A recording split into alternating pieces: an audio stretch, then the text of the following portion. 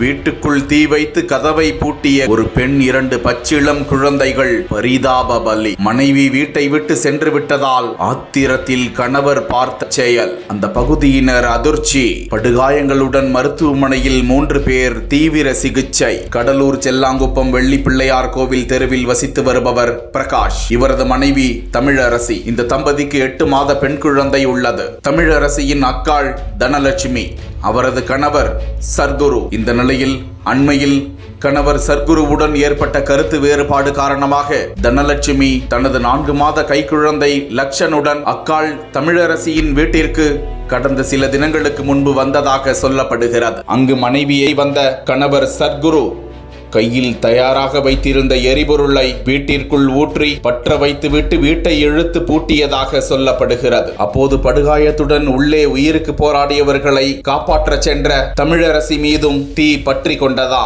இந்த கொடூர செயலுக்கு தமிழரசி, அவரது 8 மாத பெண் குழந்தை ஹாசினி, தனலட்சுமியின் 4 மாத ஆண் குழந்தை லக்ஷன் உள்ளிட்ட 3 பேரும் சம்பவ இடத்திலேயே பலியானதாக சொல்லப்படுகிறது. அவர்களை காப்பாற்ற சென்ற மாமியார் செல்வி, சர்க்குருவின் மனைவி தனலட்சுமி இருவரும் படுகாயமடைந்த நிலையில் பார்த்த சர்க்குரு தன் மீதும் தீ வைத்துக் கொண்டு படுகாயமடைந்து துடித்திருக்கிறார். தகவல் அறிந்த காவல்துறையினர் அந்த பகுதிக்கு வந்து காயமடைந்தவர்களை மீட்டு கடலூர் அரசு தலைமை மருத்துவமனைக்கு சிகிச்சைக்காக அனுப்பி வைத்தனர். இது குறித்து கடலூர் முதுநகர் காவல்துறையினர் வழக்கு பதிவு செய்து விசாரணை மேற்கொண்டு வருகிறார்கள். குடும்ப தகராறு காரணமாக ஏற்பட்ட சம்பவம் அந்த பகுதியில் பெரும் பதற்றத்தை ஏற்படுத்தி இருக்கிறது.